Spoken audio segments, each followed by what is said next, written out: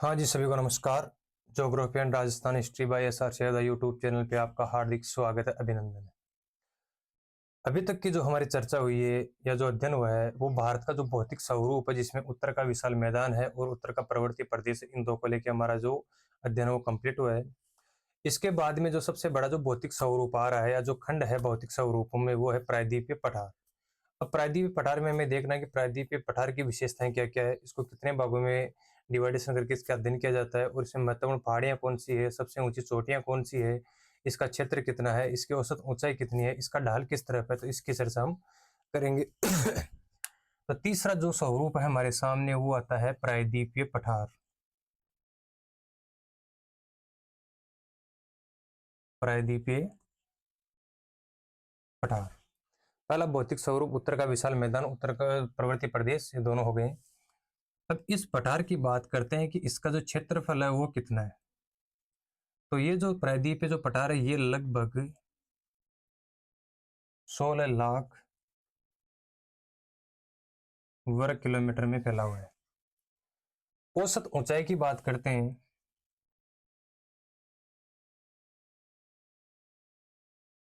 तो औसत ऊंचाई है कि 600 से लेके 900 मीटर तक। इसके बाद में बात करते हैं इसकी जो उत्तर से दक्षिण की जो लंबाई है,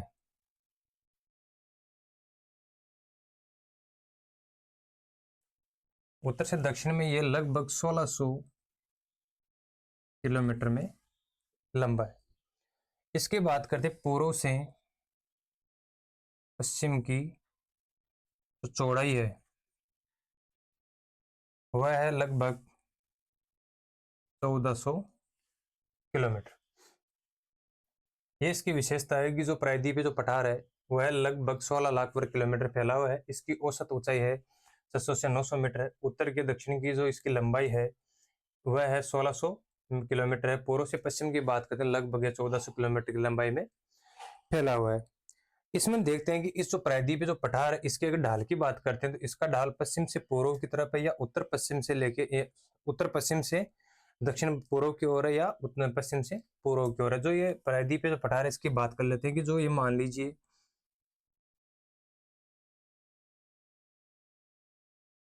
यहाँ तक कि जो ये आकृति है ये प्रायद्वीपीय भारत की है।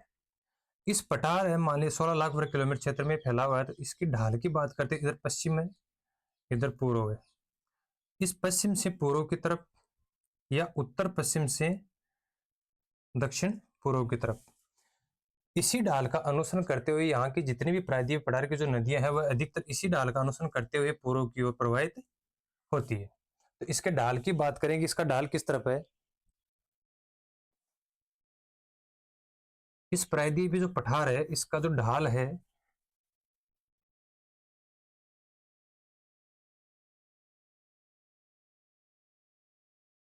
पश्चिम से पूर्व की ओर या उत्तर पश्चिम से दक्षिण पूर्व की ओर।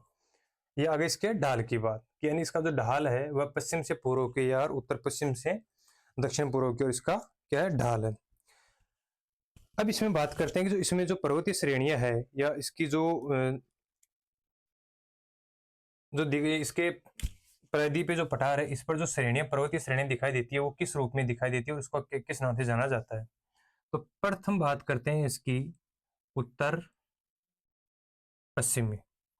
तो उत्तर पश्चिम में जो प्रायद्वीपीय पठार है इसी का जो भाग है और कौन सी श्रेणी आती है उत्तर पश्चिम के अंदर, अपने राजस्थान में है कौन सी, अरावली।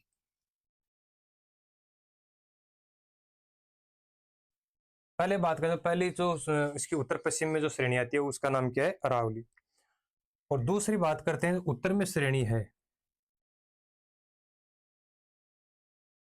इसके उत्तर में जो प्रायद्वीप पे जो पठार बना हुआ है इसके जो उत्तर उत्तर पश्चिम में तो आ गई अरावली, और उत्तर में जो श्रेणी है उसका नाम है कैमूर या राजमहल। कैमूर है राजमहल।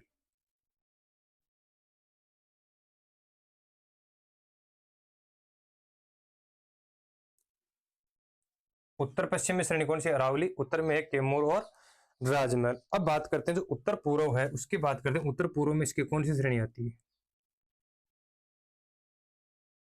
उत्तर पूर्व में इसी पठार का जो भाग है वह है मेघालय का पठार।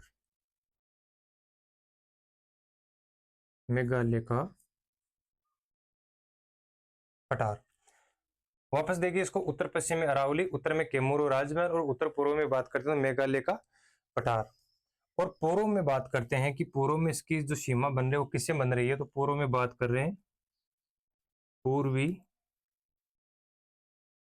घाट, और पश्चिम में बात करते हैं तो पश्चिम में इसकी पश्चिमी घाट। अब यहां तक देख रहे हैं कि अरावली है जो इस प्रायद्वीपीय पठार के उत्तर पश्चिम में है, उत्तर में कैमूर राजमहल की पहाड़ियां हैं, और उत्तर पूर्व में मेघालय का पठार है, पूर्व में पूर्वी घाट, पश्चिम में पश्चिमी घाट। इसके बाद में देखते हैं कि जो प्रायद्वीपीय पठार इसका जो अध्ययन है वह दो भागों में डिवाइडेशन करके किया जाता है। पहाड़ी श्रेणियां,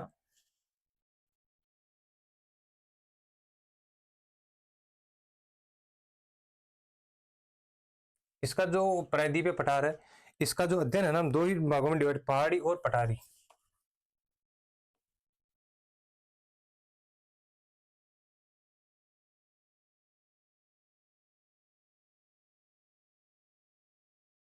पहाड़ी और पठारी जो श्रेणियां है या जो खंड है इसका,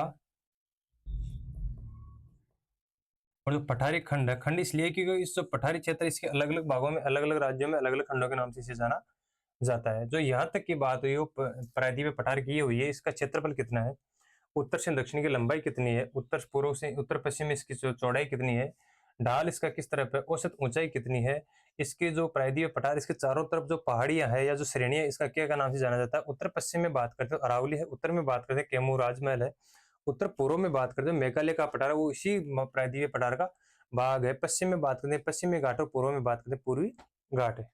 तो आइए अब हम देखते हैं कि जो इस प्रायद्वीपीय पठार की दो श्रेणियां, पहाड़ी श्रेणी और पठारी श्रेणी, तो इसका अलग अलग भागों में डिवाइडेशन करके प्रथम जो श्रेणी है कौन सी, पहाड़ी श्रेणी, तो इसी का हम अध्ययन करेंगे।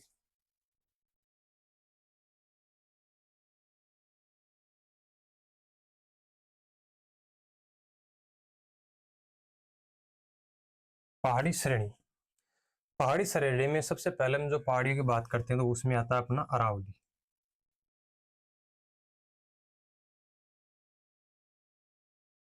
अरावली वैसे देखिए तो मुख्यतः राजस्थान के अंदर ही, लेकिन इसका थोड़ा सा ऐसा गुजरात में आता है, गुजरात और राजस्थान में फैली हुई है, फिर आगे कटे हुए टुकड़ा के अंदर ये आगे दिल्ली तक भी चली जाती है। अरावली की खास बात यह है कि सबसे पुराना जो वलित पर्वत है, पर्वत के रूप में जाना जाता है, इसकी तुलना है वो किससे की जाती है, अपलेशियन से की जाती है।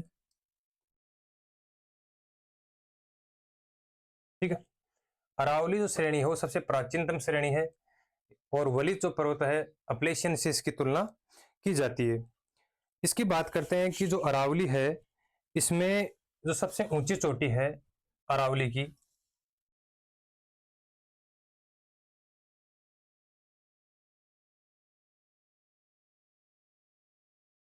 गुरु शिखर, इसकी ऊंचाई 1722 मीटर।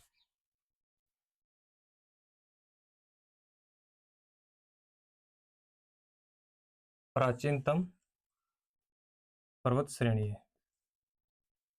बताया जाता है कि अरावली जो वर्तमान स्वरूप में है, जब इसकी उत्पत्ति हुई, जब इसका निर्माण हुआ था, ये तो इससे कई गुना ऊंचाई में थी, लेकिन धीरे धीरे नदियों द्वारा इसका अपरदन कर जाने से इसकी जो ऊंचाई उसमें कमी आई है। और इसकी अभी वर्तमान में जो सबसे ऊंची जो चोटी है वो गुरु शिखर, इसकी 1722 मीटर ऊंचाई में चोटी फैली हुई है, फैली है, जो राजस्थान के अंदर है। इसमें खनिजों की बात करें, सीसा है, जस्ता है, लोहा है, अभ्रक है, आदि खनिज इसमें प्राप्त होते हैं। लोह अयस्क, सीसा, जस्ता, अभ्रक आदि जो खनिज है वह अरावली से प्राप्त होते हैं।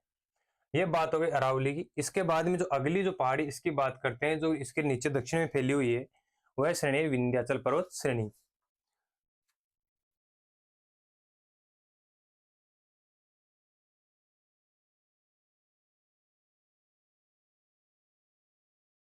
पहली कौन सी आ गई, अरावली, दूसरी करते हैं विंध्याचल।